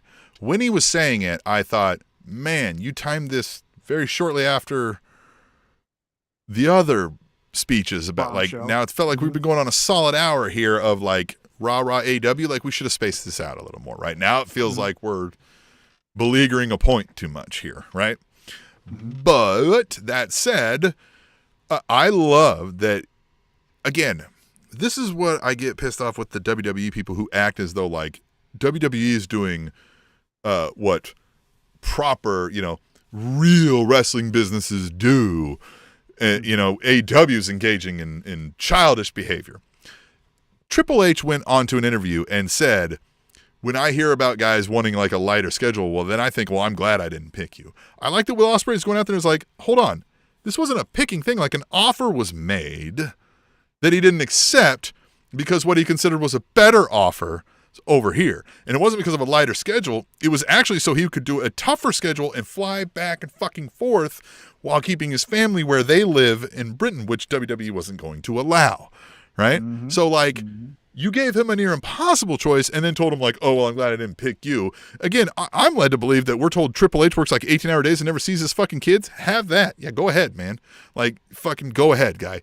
Like that's the thing is like this whole like, oh, I'm glad I didn't pick you. It wasn't a pick. You gave him an offer from what we're all to understand. He didn't take it. He didn't pick you, and that's what you're upset about. And that's where I don't get that the people don't smell through that bullshit. And that's what Will Ospreay went out and did, was like, hey, so that was bullshit. And then he did give a dig back. And as you alluded to talking to me, that it's a bit of a tired gig, right? Triple H may have gotten to the position in that in part due to some point at least faster because he had a connection to the boss's family. But he's clearly proven that he's capable and can handling it. And they've since still said, no, you're still the guy. Even though it's potential that he knew some shit and might not should be the guy, right? But like, they still seem to trust him. So like, we're going to go ahead and say he's fucking fine at his job and is not just there because he fucked Vince's daughter now. You know what I mean? Like, so that feels a little bit tired, but like, I mean, it just fits with like, because he said grind. So like, I mean, I get it. I get the logistical, like, I've worked in comedy clubs a long time. Like, I know, I get it, right? I get the fucking linguistics of it, but like, yeah, it did feel a little tired. But the overarching sentiment was like, fuck you, pal. Like, this was not you didn't choose me, guy. Like, and I don't need you to choose me, guy. I wish that was more of the sentiment than you're only there because you fucked Stephanie. Because I think, because look, Vince didn't even pick his own fucking children. He didn't need to pick Triple H at all, right? So like this idea that like, oh, just because he banged Stephanie, he doesn't even fucking like Stephanie or Shane. Like he wasn't going to let them run it. No, I like Stephanie a little too much, but well, you know what I'm saying though. Like he wasn't going to let them run it. So fuck you guys. You know what I'm saying? I wish though It was more of the no, no, no. I didn't pick you. Okay. Let's understand that you gave me an offer and I said no. I also think one thing that, again, as you mentioned, the proper wrestling companies should. Here's the thing. You keep talking shit, I'm going to have to defend myself. And now, exactly. Because you guys would just be like, oh, you guys don't even defend yourself. You're a loser. So, like, miss me with any of that. Yeah. Well, to those people, let's be completely honest. They don't care, right? If they take the high road, well, they're killing you, right? You go the low road, you guys are just fucking around and not even a real company. So it doesn't matter. So, I mean, it's gaslighting. It's abusive behavior. It's all bullshit, right? Yeah, so it doesn't matter whatever action AEW does. If These are bad faith actors. Obviously don't fucking care, right? You just team this guy over here, right? That's what I mean. You're bad faith actors. They're not actually engaging in a conversation about this, right? But this is one thing though that I want to. I haven't 100% verbalized it how I think I want to say it, but I'll try my best here. This is one of the things that I don't like about pro wrestling fans is, or I should say the pro wrestling community. That's a little bit too harsh. The niche of the niche, right? Of the fans is if we show the footage of CM Punk and Jungle Boy, even though it's not really anything, well, what the fuck was that? You just wasted my time. But we've done continuous little jabs at each other, and we're just eating it up. Even going back to when the Young Bucks, Matt Jackson tried to do the buckshot lariat and fell on his ass in Chicago. CM Punk doing the counterfeit buck. We're eating that shit up, which is fucking less than what the fight was, right? That's less than that. You know what I mean? And so here, Will Ospreay just does another dig back at Triple H and the AEW, faithful or whatever. We're like, yeah, ha, ha, ha. But I wonder if he would have been like, this was the offer. They offered me 4 years, $6 million a year. And then we're like, oh, wait a minute. That's too much, right? Because we don't actually want the substance. We want our imagination to go with the insult. That's what this whole, and that's again where, and I'm not trying to be mean, because I do know that there's a lot of people in this community that do know how to, throw hands as it may be. Yeah, right. But this community is essentially built off of guys who never actually did anything, going to theater camp and pushing people around, right? I got cut from the football team, so I'm going to go to theater class and I'm going to push this 125-pound kid down and I'm going to push that guy down and I'm tough. And it's like, well, go play for the football team. Well, I'm too strong. I'm too crazy for them. No, you're a fucking pussy. That's the thing. And unfortunately, it's a lot of what this whole culture is built off of, because I will say it again, and I do not want to bring up this argument up on a new platform. However, I will say it just as a saying it, and I'll move on. But wrestling's not a sport. It's not a sport. This is theater. This is a theater show that we're watching. It's no different than when you go to dinner in a movie or Cirque du Soleil, except for it's way fucking cooler. That's all. Yeah. Okay? So, no one here's, again, Anthony Ogogo, who we'll talk about in just a moment, is a fucking legitimate badass. Olympic level boxer will fuck you up, right? Mm-hmm. Funny how CM Punk never talked about that guy. I'm just saying. Yeah, that's a dig. I didn't really mean that. But so I'm not trying to say like everyone in this fucking thing is pussies. Kurt Angle won a fucking Olympic gold medal with a broken fucking neck, right? However, this is theater. Yeah. But not everyone's fucking tough. I'm reminded of that. CM Punk did pick like the 3 smallest fucking people on the roster to get in a fight with. Yeah. Isn't that interesting? Yeah. Interesting. Didn't never get mad at a powerhouse Hobbs or a fucking Lance Archer. Right, yeah. Never those guys. No, Isn't that interesting? No. Right. I find that fascinating. Very interesting. Yeah, man. It's I've seen too many of the fucking fake tough guys. And you know what I've seen too many is, here's something I want to say to a bunch of these fucking commenters lately as well. Anybody telling me, well, if Tony Khan would have handled that shit, right? Or like Bully Ray saying like, I'll work there for free. They need a fucking boss, right? Like we need a fucking leader. If he would have been a real leader, Hey, I'm going to tell you something, guys. In my time, in the past, because I'm an old guy, in my time in the military, here, let me fix this fucked up camera here real quick so I can get this good. I've seen some fucking leaders. I've seen people in charge of tens of thousands of fucking people across fucking continents, right? I've seen the fucking leaders who handle shit and things don't happen around, or that when they do, it gets handled quickly and not again. Like, I know what kind of leader that is, and I can say by all you fucking commenters, you're not it.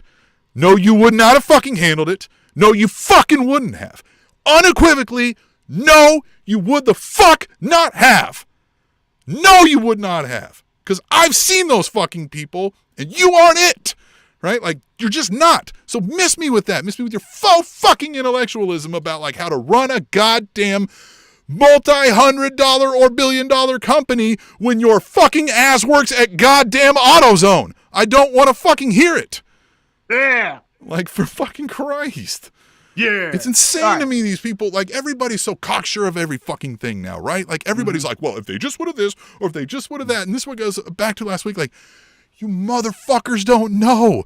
Can anybody have any fucking humility and be like, man, I wonder what's going on there, but this sure is fucking interesting to watch the fire.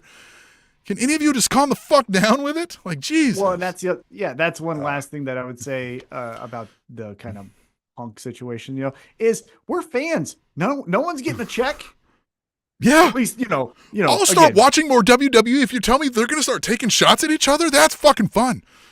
Yeah. Well, I said this on Threads, is the people who complain that the footage was shown or that people are being petty will also tell you that they love the Attitude Era, which, fun fact, that's all it fucking was. It was all pettiness. It was all Vince McMahon, saying that WCW fucking sucks. It's Eric Bischoff challenging Vince McMahon to a karate match or some bullshit. Yeah. So, like, it's all the fucking stuff, right? The Nacho Man, the Huckster. Bischoff talking about what Tony Khan shouldn't do. Yeah, he's the guy who challenged Vince McMahon to a fucking karate fight.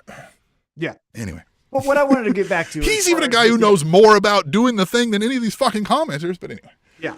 But last thing I'll say as we kind of wrap up the Ospreay segment to go on is I do think more people like the insults and then my imagination running with, then the facts were, he offered me this and I said no. Yeah, because they don't want to know. Effort. They just want shit talk. Then it's, hey man, it's not a playground insult. You know what I mean?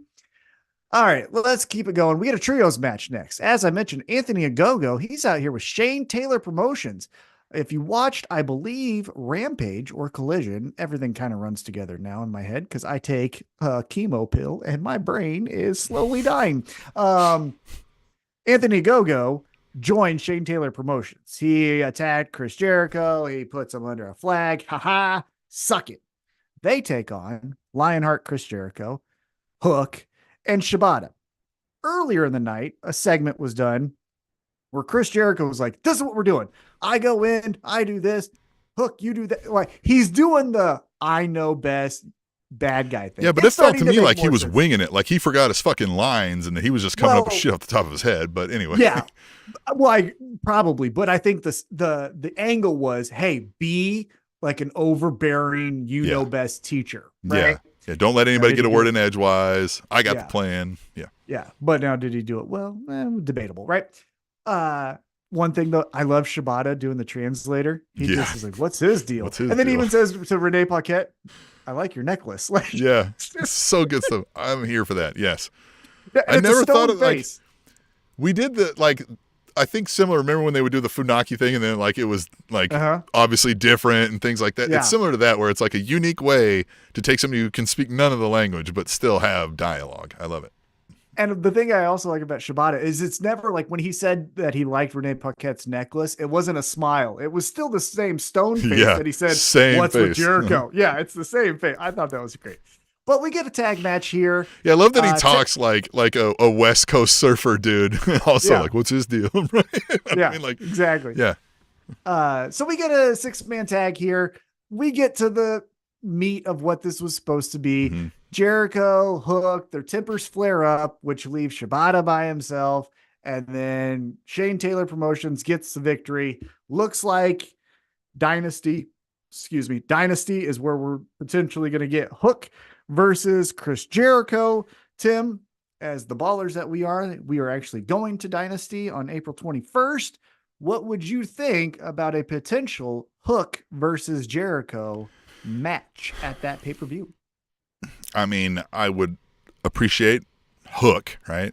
And we'll get to fucking cheer Hook, right? And Hook is cool. But man, we've said this enough, and I don't want to beat the dead horse and feel like I'm just shitting on Jericho because he's done a lot for this industry and this business, and he's been a champion and an advocate for it and still will be forever. But, like, there is a time where absence makes the heart grow fonder. And just this stuff ain't working, man. Like, we've seen Jericho and the young upstart, and things go awry, and it's just... Yeah, I agree with you because there is something to the effect of, okay, so we saw Chris Jericho work with Ricky Starks. We saw Chris Jericho work with Daniel Garcia. We saw and so now it's just like, well, I know what's going to happen. It's the same fucking thing that happened with Starks and Daniel Garcia and Action Andretti or, whatever it is. So, like, why would it be any different? You know what I mean? So, yeah, that's the thing where it's like, come back and do something different. Why Jeffrey not? Sill says Jericho needs to go home for a few months. And yeah, man, just not even go home, but like maybe something else, right? Isn't there a Dancing with the Stars or something we can Well, send him one to? thing that I think that would add to the show, and not to steal from WWE and to say like they always do everything correct. However, one thing that is great about going to a WWE show is the dark main event. And if you tell me I'm going to go to Dynamite and you see this whole advertised card, right? And then at the end, you say, stay here because the dark main event's Chris Jericho versus John Moxley. I'm just making that up, right? You're like, no fucking way. Chris Jericho's here. I haven't seen him on TV in 6 weeks. So he can still be there week to week, helping with whatever the fuck. He could be your locker room here, leader, because he beat up Goldberg and he stepped to fucking Brock Lesnar, by the way. Like, shut the fuck up that there's no locker room guys. Anyhow. We can talk about Jericho being a goof, right? And maybe being a fucking, Capital Stormer. But but he took a fight to Brock Lesnar, right? Like CM Punk took a fight to Jack Perry. Chris Jericho took it to Brock Lesnar, guys, and right? Goldberg, And Goldberg, prime, yeah. Goldberg right now, fuck you up, man. Like, you're trying to go to him in his prime? Like, come on, man. Yeah, no shit. Dude's an orangutan, man. Jesus. Yeah.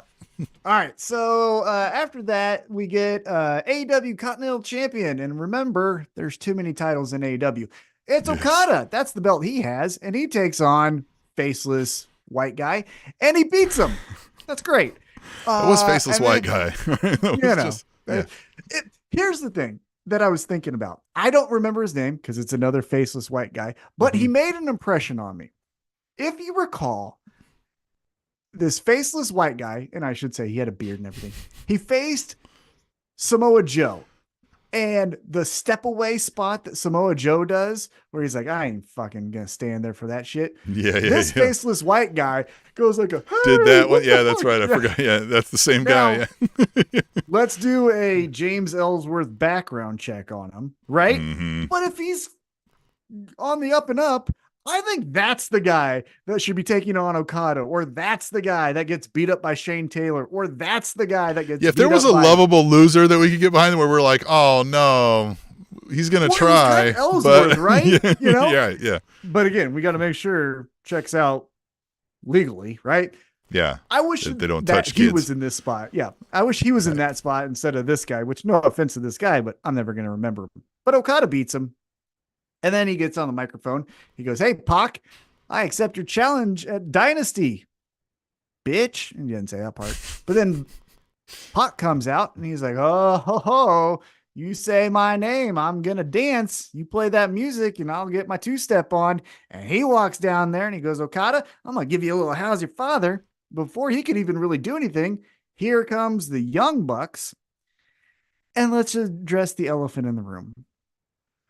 Were there people chanting CM Punk? Yep, there was.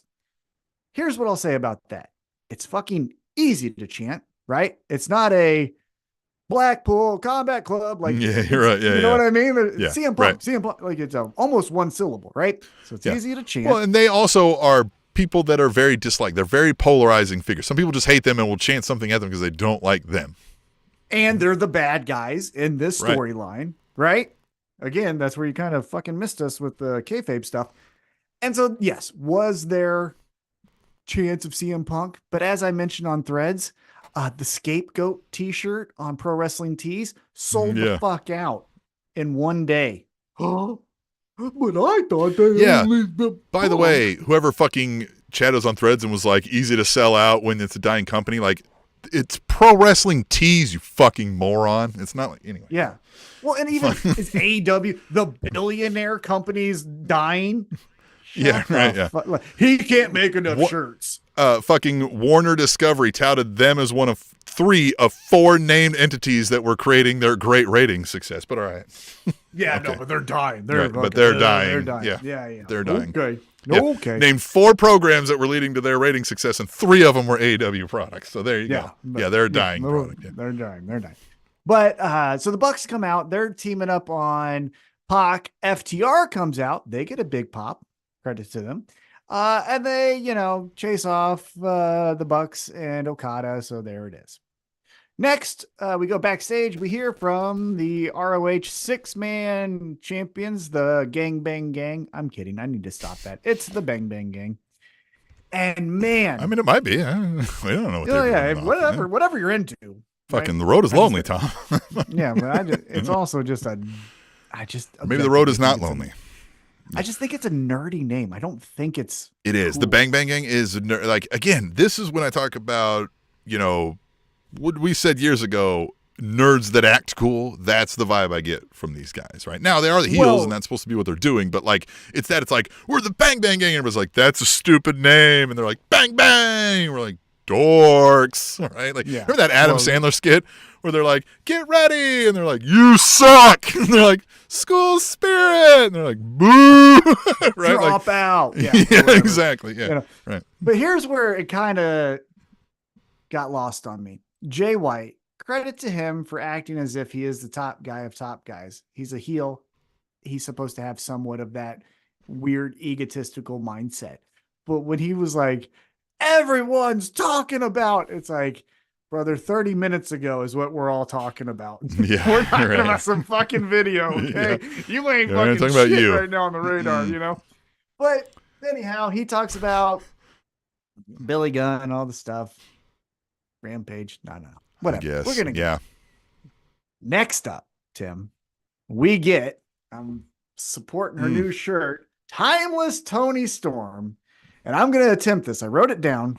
Probably going to fuck it up, but that's okay. Timeless Tony Storm posted a Charleston Championship champagne toast. Nailed it, motherfuckers. I like that. Nailed it. Nice. For Thunder Rosa. And guess what? Champagne in the face. Beat her up. Yep. Yeah. Cool. Now, obviously that was going to happen. Obviously it happened. It was supposed to happen. Good. We moved the story along a little bit. But then Tony Storm goes to young Tony Storm, Mariah May. I still love that line. Yeah. She looks like a younger me, but Thunder Rosa looks like an older Thunder Rosa. I forgot that line. I need to use that.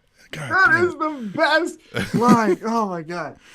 Especially when you catch someone unaware, right? Like you haven't thrown out a joke in a while. We're not joking, right? Like maybe it's a serious conversation. And it doesn't sound like an insult, right? Like, oh, that person reminds me of a younger than okay. And then like, wait a minute, what? Right? Love it. It's great like this person reminds me of a younger thing. And then be like, and you remind me of an older you.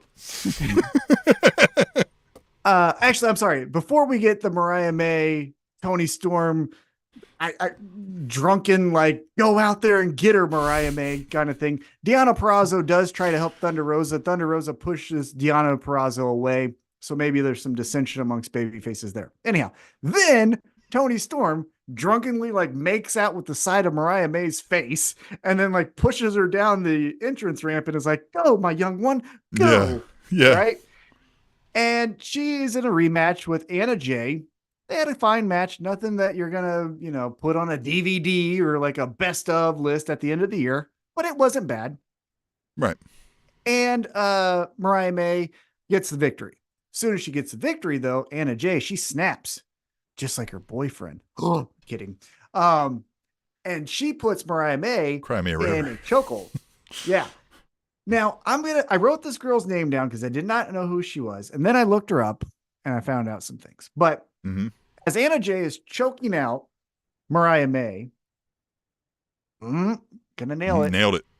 Mina Shakirwa. Nailed it. I'm gonna have to hear it again. Right. I can say Takeshita. Remember, I couldn't say that. Now I can. Takeshita, right? Yeah. So I'm just gonna have to hear say it. Lana. Yeah, Lana. Fuck you. That's a throwback if you ever were with us at the beginning of the days. But she comes to us from Stardom, right? And she helps out Mariah May.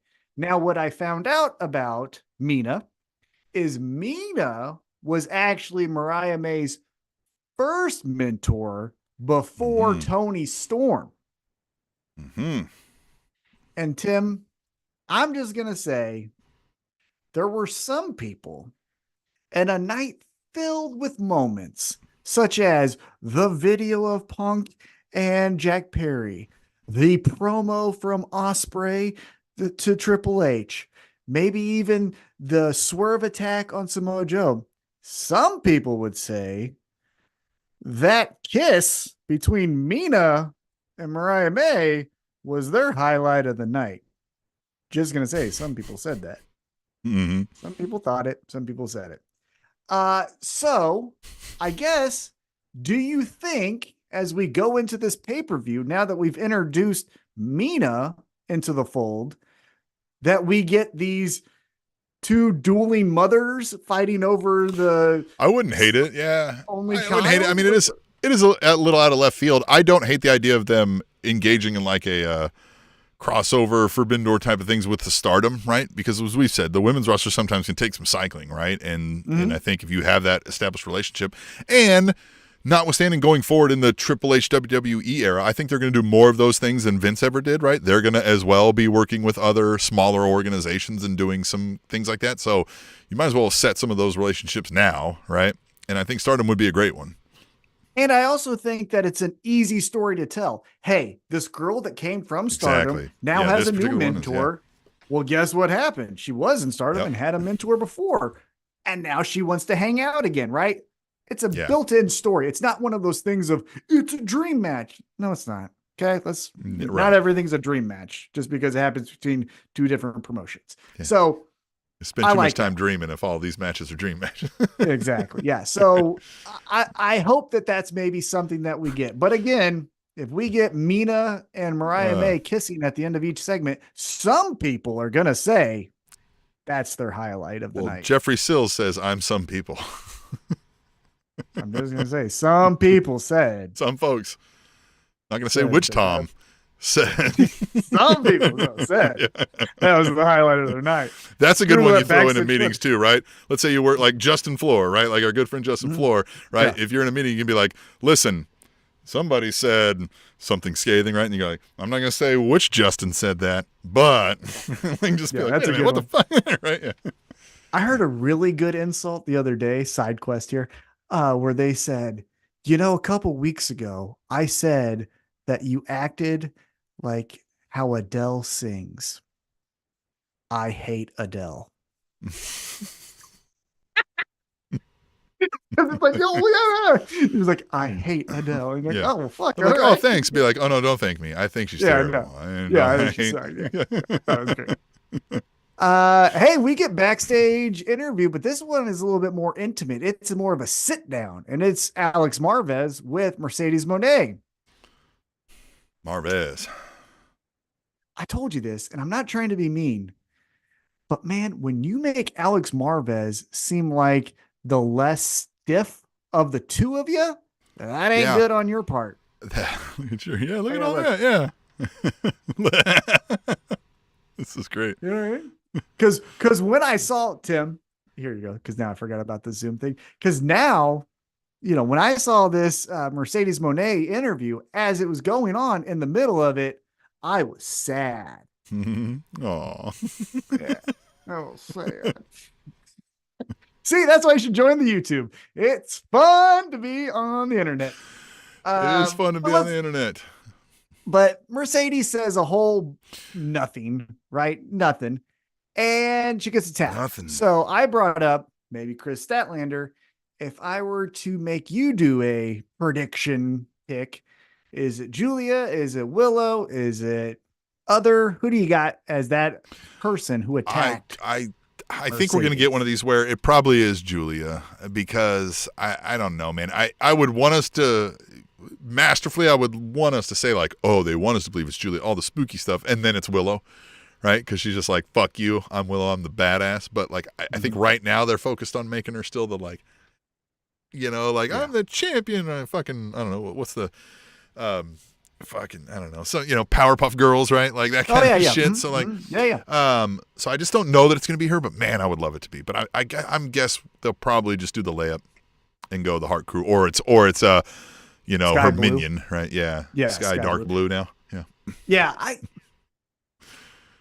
I would hope, I want it to be shocking, right? I do think it's a interesting story if Chris Statlander said, hey, Willow, this girl was talking shit on you, so I took her out because I'm your best friend. And then Willow goes like, sis, what the fuck? And then Stokely Hathaway says, well, I told her to do it. And you're like, Stokely? And you're like, what? Huh? What? Big Stoke! Theo says, does she still botch her promos? So more people are catching on, man. And this is where, I hear some of the like we talked about, all these asshole commenters, and like, some of what they say about WWE is likely there's some truth in it. Like, they make some bad decisions sometimes. We talk about them all the time. We think this is one of them.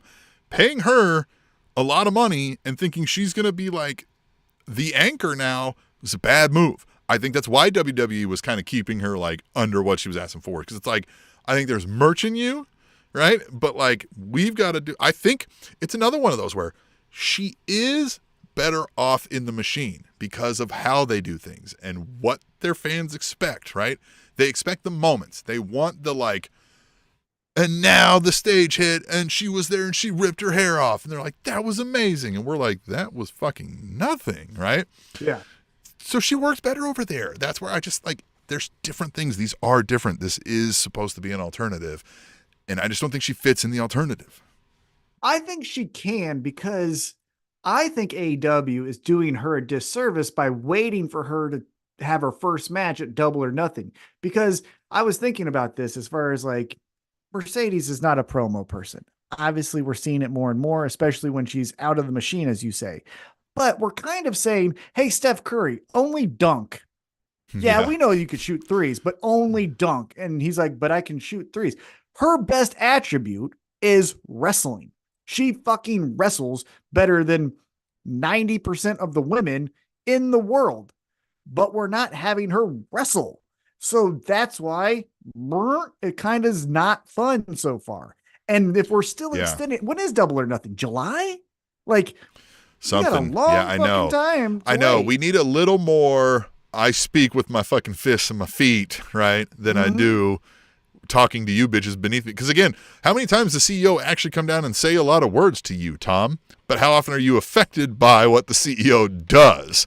You know what I mean? To you, right? Like that's like, stop talking so much. Not to say like, stop talking so much. I understand this promos, but yeah. But yeah, I just and it's a prime thing. Why doesn't she have an executive assistant speaking for her, or a public relations person? You know what I mean? Like, you're the CEO. Here's my fucking. I think we get, this is me, reckless speculation with no proof or anything. My guess is we're going to get Stokely, Chris Statlander, Willow Nightingale dissolve. Stokely looks for, well, who can I get? Mercedes is like, I ain't doing these fucking interviews. He goes, well, I'll do them for you. And that's where he fits in. Kind of does what he did with Jade Cargill, except for Jade Cargill Mercedes Moné can wrestle way more than Jade Cargill. So it's way more active. I know you and I could write the biggest act around Mercedes Moné, the CEO, with Stokely Hathaway being the executive assistant, and everybody calls him her secretary, and he's like, executive assistant, and they're like, whatever, give me some coffee, and he's like, fuck you. Like, do you want cream? It would be great. Yeah, exactly. Like, it would be so great. 2 creams. Damn it, Starbucks, you know? right? Hey, fine. Yeah. God damn it would be so good. And then we get to our Picture main those event. two on the fucking talk shows and shit. Like I'm saying, like get them Mhm. on the goddamn Fallon or whatever. Like, oh my god. Well, side quest. We'll get to the main event in just a second. One other observation I had after watching WrestleMania and then watching Dynamite, and we talked about how one of AEW's biggest faults right now is local advertisement, right? You didn't even know the fucking show was here and it was the last night. What the fuck, right? Another thing, when you've got, and I know WrestleMania is a different beast, so let's not just say it's apples to apples. However, when you've got Prime Drink, Slim Jim, Domino's, Cricket Wireless, and then you go over to the other show and it's Woo Energy. Yeah. And you know what I mean? Like, Yeah. that's a big drop off.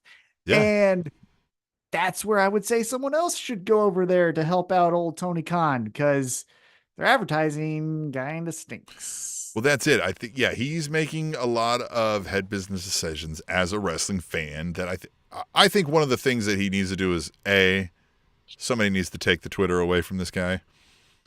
You know what I mean? To a certain extent, I do like you want to talk shit on me? Fuck you. I'll talk shit back. You know, right. I do like that a little bit. Yeah.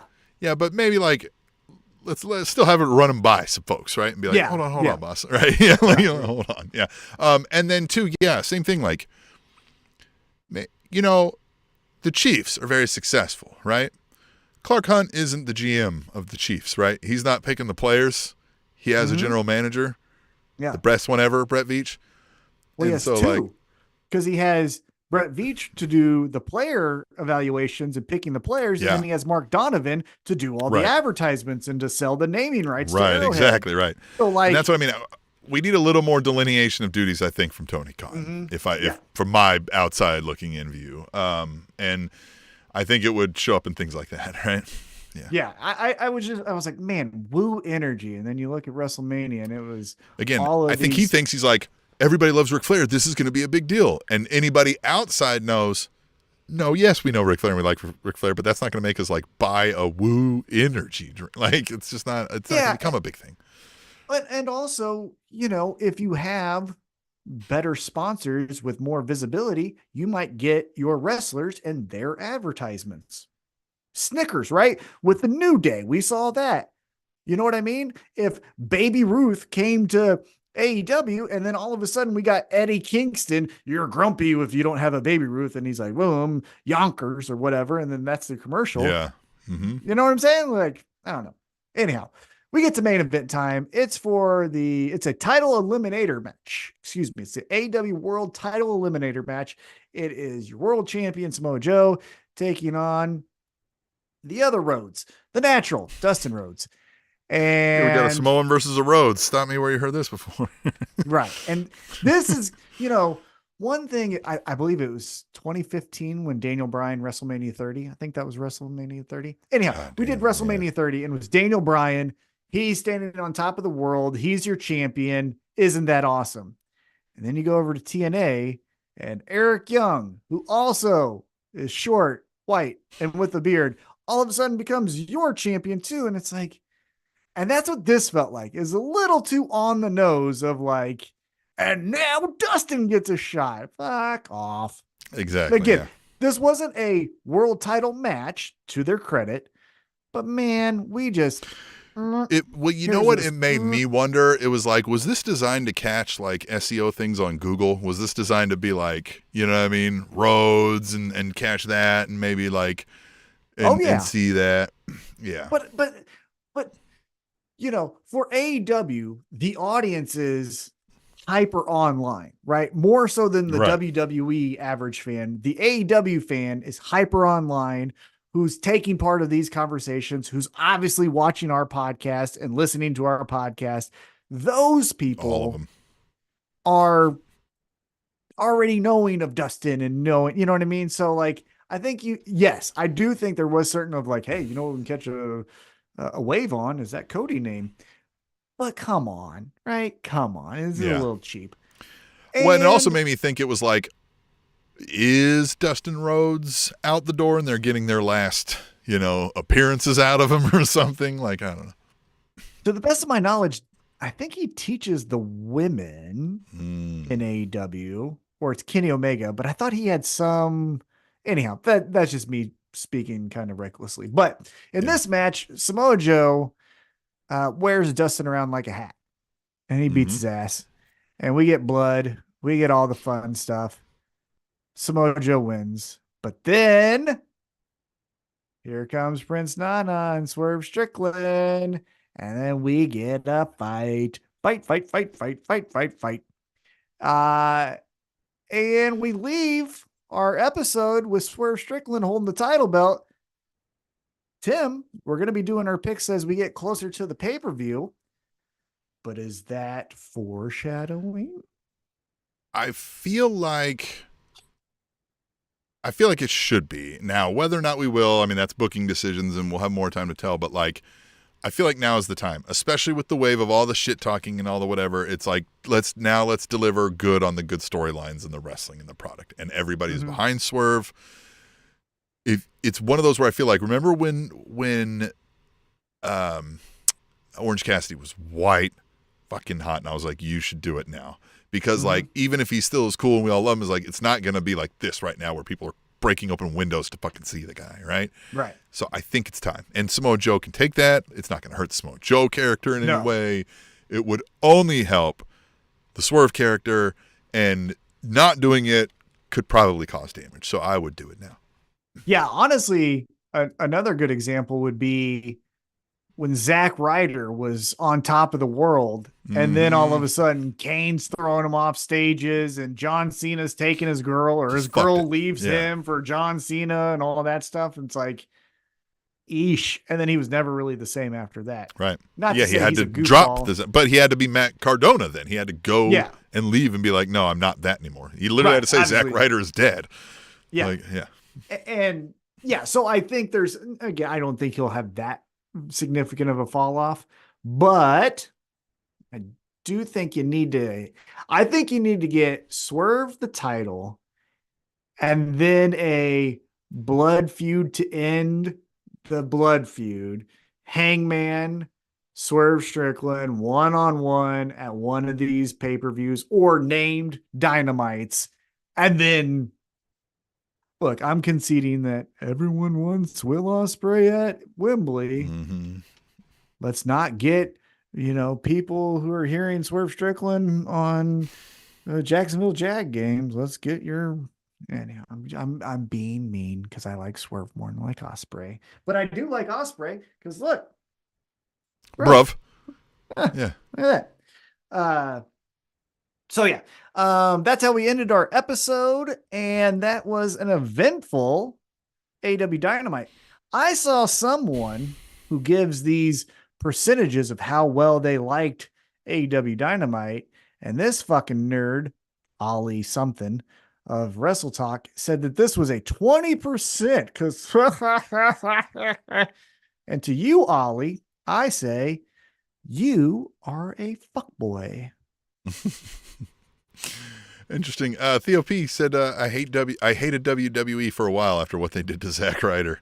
It did feel like that was purposeful, right? Like, that's, it felt like it was like, no, you can't do that here, right? Like, you can't get yourself over, and we're going to show you.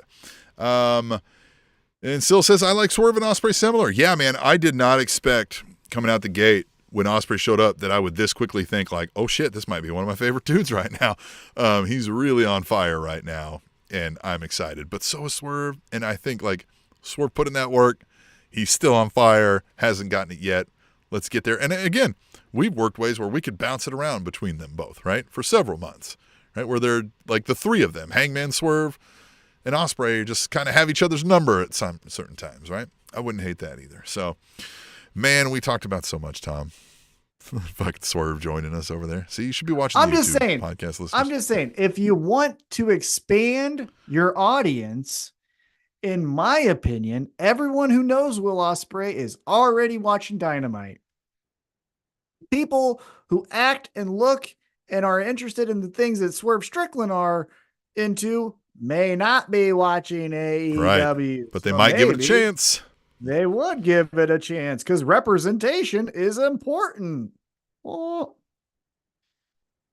That's true. Well, with that, we will leave you next week. If you found us first time this week, we hope you'll stick around. Reminder, go to allelitewrapup.com. We've got all the links you'll need there. You can contact us at aewrapup at gmail.com. Voice, text, audio, send it to us. We'll play it here, and we will answer your questions right here next week when we come back for another edition of the All Elite Wrap-Up.